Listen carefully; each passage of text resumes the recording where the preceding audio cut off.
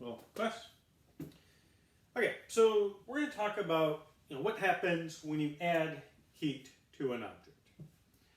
And maybe you can think of a concrete example. Say you have a pot of water on the stove and you turn on the flame. So there's heat constantly being added to the water. And let's make a plot.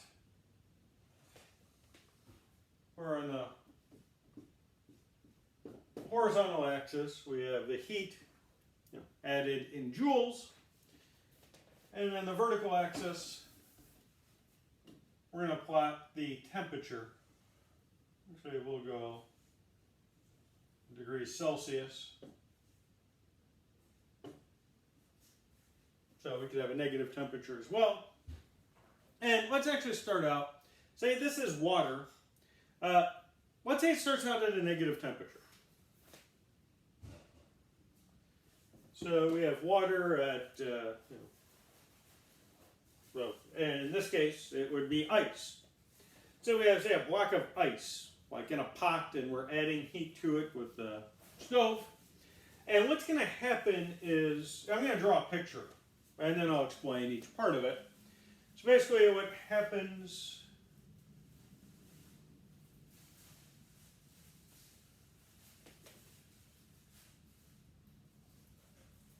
So this graph is not exactly drawn to scale, but this is the basic idea.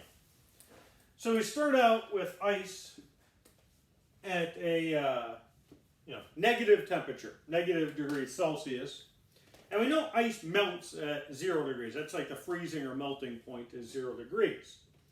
And so when we add heat, we're increasing the temperature of the ice, but it doesn't start melting until we get to 0 degrees Celsius. And then what happens, we continually add heat to it, but the temperature doesn't change anymore. So what's happening now is the ice is melting at this point. And, of course, ice melts at 0 degrees. If it's in a solid state, it'll melt at 0 degrees Celsius under normal, atmospheric conditions. However, it doesn't just instantly turn into water. It starts to melt here. So at this point, we're basically all ice. But then as we add more heat, we're getting more water, like more liquid water and less ice. And eventually, we've melted all of the ice. So now we have a bucket of water, or a pot of water. And now when we continue to add heat, the temperature rises up until we're at 100 degrees Celsius.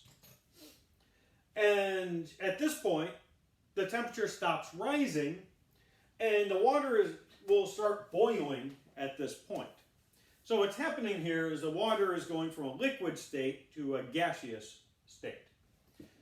So, like over here, we start out, we are in the ice state. In this portion of the graph, it's a combination of ice and water. Here it's all water. And then here we have water and vapor.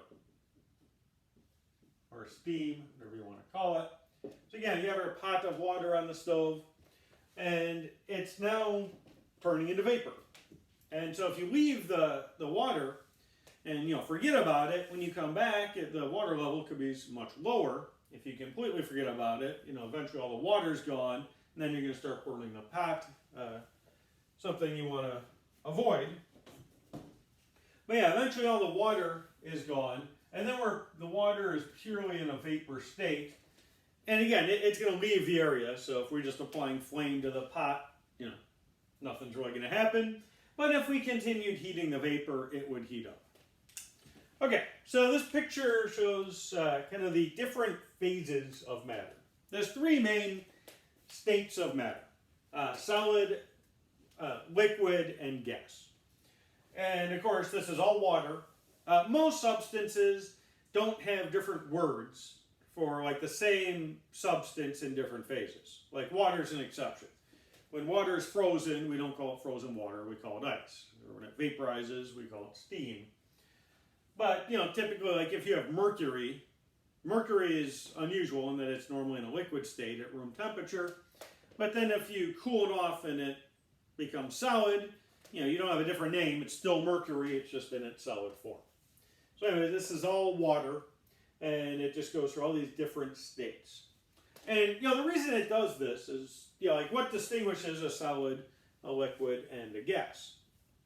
And when you look at solids, like in this example we're looking at ice, what happens at low temperatures, the molecules arrange themselves in a particular way, like relative to the other molecules around them. You might know things tend to want to lower their energy. They want to enter this kind of lower energy state. And so molecules interact with each other. And by arranging themselves, they can minimize their energy. And so that there's a very predictable structure to something like water. Or solids, like if you look at a metal, if you look on an atomic level, the atoms are arranged in this crystal structure. But they're not stationary because there's energy. They have internal energy, which part of it at least is kinetic. The molecules are vibrating around their kind of assigned space in the matter. And the more heat you add to it, you're giving these molecules energy, and the oscillations, the amplitude is going to increase. They're going to vibrate more energetically.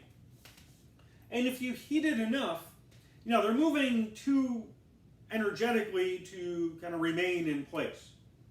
They can't maintain a fixed location anymore.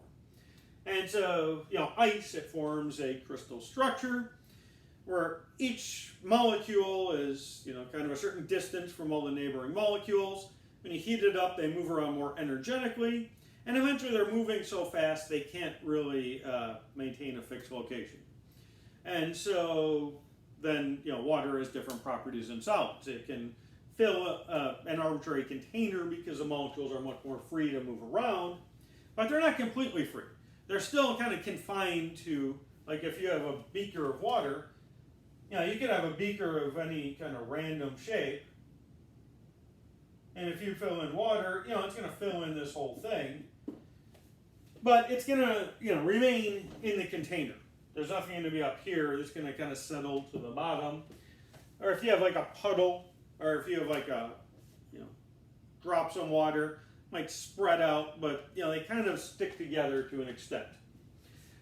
But anyways, then when you enter the gas state or the vapor phase, the molecules are so energetic they're not even confined to the object. Like if this was a beaker of water, if you heat it up enough, the molecules can, there's nothing holding them together. They can just move around more or less independently. And so, as we heat things up, we tend to go from, solid. If we start out at low temperatures, everything will be solid. And then they go, solid state to liquid to gas. Okay, and actually there's a kind of nice picture. Let's say we have solid,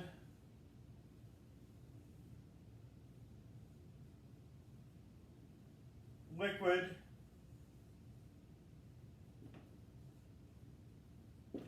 and here let's use dotted lines to represent a gas. So there's names for all these transitions. So like when you go from a solid to a liquid, that's called melting. And from a liquid to a solid, that is called freezing.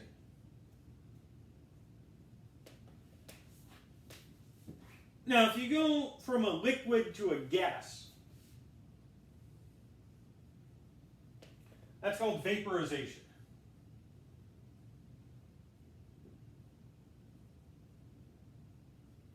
And from a gas to a liquid, that's condensation.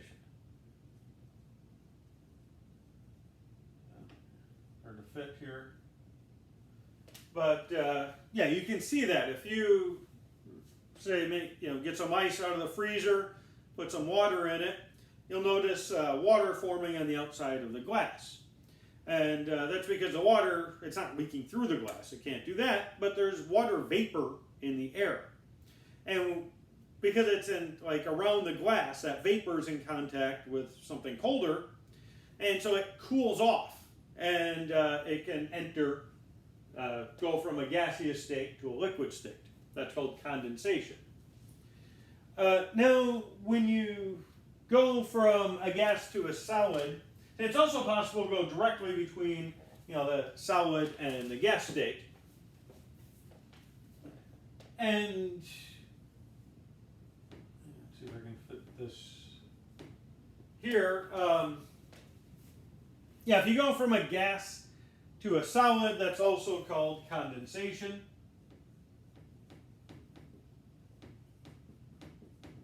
And from a solid to a gas, that's called sublimation.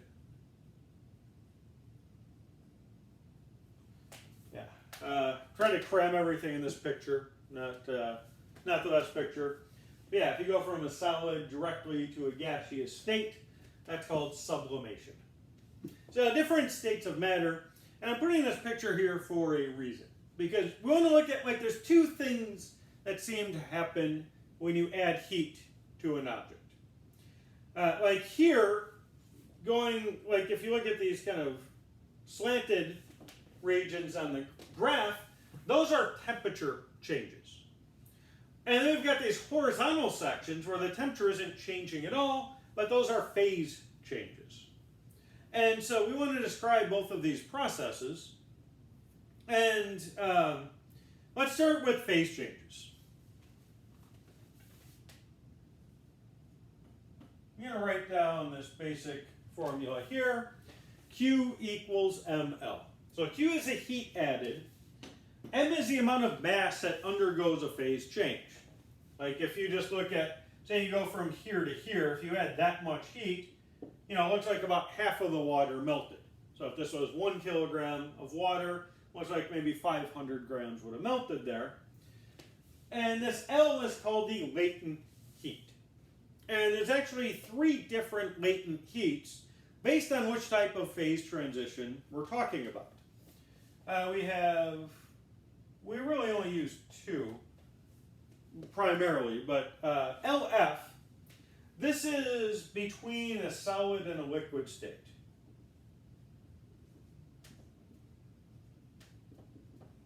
And it's in either direction, which is... So if you have, say, ice and it melts, we'd use the latent heat of fusion to determine, how much ice has melted. However, let's say you have a certain amount of ice and you melt it. That takes a certain amount of energy we can find from the latent heat of fusion. Just multiply that by the mass. That would tell us how much energy it took to melt this, say, this block of ice. But now if you want to freeze it, you have to remove heat to cool it off. And how much heat would you have to remove from this now water to turn it back into ice? It would be the exact same amount. Like if it absorbs 1,000 joules of energy to melt the ice, you'd have to remove 1,000 joules to completely refreeze it. So it's the same latent heat of fusion, whether you're going from solid to liquid or liquid to solid. And that's true for latent heat in general. So then we have latent heat of vaporization, which is between a liquid and a gas. And finally, we have a latent heat of sublimation, which is between a solid and a gas. And again, these go both ways. So you have to know what type of phase change you're dealing with and make sure you pick the right latent heat to use.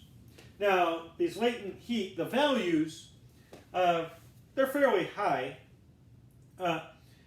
For water, it's around 10 to the 5th or 10 to the 6th power. The units for latent heat are joules per kilogram. So if you just solve for latent heat, you have Q over M, joules per kilogram. So it takes a lot of energy to melt or freeze objects. And it's different values for fusion or vaporization. Now, so we looked at these horizontal sections of the graph. You can see these phase changes that are occurring here. What about temperature changes? Well, we have another equation, and here we're restricting ourselves to solids and liquids. We're going to have to deal with gases later because they're a little more complicated. But for solids or liquids,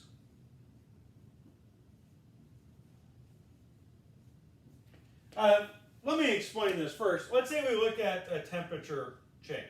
Delta T is a temperature change. And say that the amount the temperature is going to change. That depends on how much heat that we add. And that's a linear relationship. So if you had like 1,000 joules of energy, you get a certain temperature change. Add another 1,000 joules, you get that same temperature change. And again, this is actually a bit of an approximation, but basically I drew these as lines. Technically, there'd be a little curvature. The specific heat depends slightly on temperature, but not enough for us to usually worry about. So we'll just say that this is valid for now. However, I will say this: the phase certainly does matter. I'll talk about that in a minute. Okay, now delta T is inversely proportional to the mass. And again, that should maybe be obvious. Like say you have 1 kilogram and you add, say, 1,000 joules to this 1 kilogram, you get a certain temperature change. What if you have 2 kilograms and you add 1,000 joules? What temperature change should you expect? Well, half. You can picture 500 joules going into each kilogram.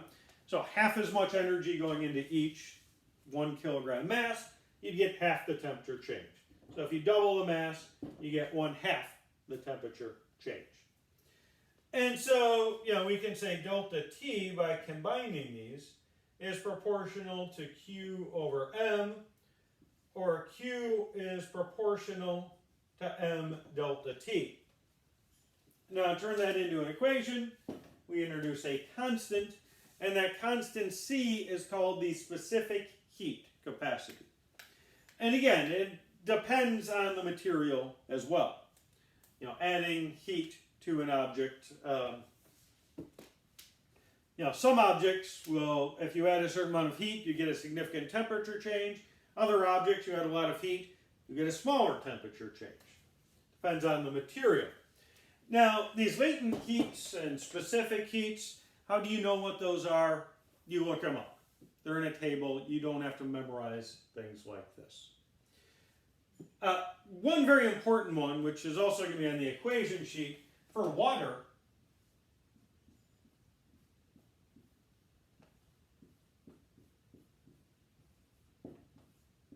the specific heat of water is 4,186 joules per kilogram Celsius degree. Now, I mentioned earlier that phase matters when it comes to specific heat. Temperature technically matters, but not very much. This is a specific heat for a particular temperature, but again, if you look along this line, it'll change. It'll vary a little bit as you go from 0 to 100. I don't remember what temperature it is. It might be 15 or 25. I think it's one of those two. But if you go to ice, like water in a solid state, then it's around 2,000 joules per kilogram Celsius degree. So this is liquid water, that's ice. There's a very big difference between water and ice. So different phases, significant difference, but we don't worry too much about the temperature dependence. Okay, so I think just to keep these videos short, so more manageable, I think I'll kind of stop here. But next we want to talk about how do we measure the specific heat of an object. And then another very important concept, if you mix two objects, like say you have a glass of water and you add ice to it, what's going to happen? If you wait a while, the ice is going to melt and then the water will be colder, but eventually everything is going to reach the same final temperature. like what temperature would that be? Like, how can you determine if you kind of mix two objects, allow them to exchange energy? Energy is always going to flow from the hotter parts of the system to the colder parts. But like, where are they going to end up? Because once everything's the same temperature, that's going to stop. So like, where is it going to end up? And that's when they're in thermal equilibrium. So we'll do that in a separate video as well. So I think we'll stop. We just covered the basic ideas of what happens when you add heat to an object. So you either get a phase change or a temperature change. So that'll be it for this one.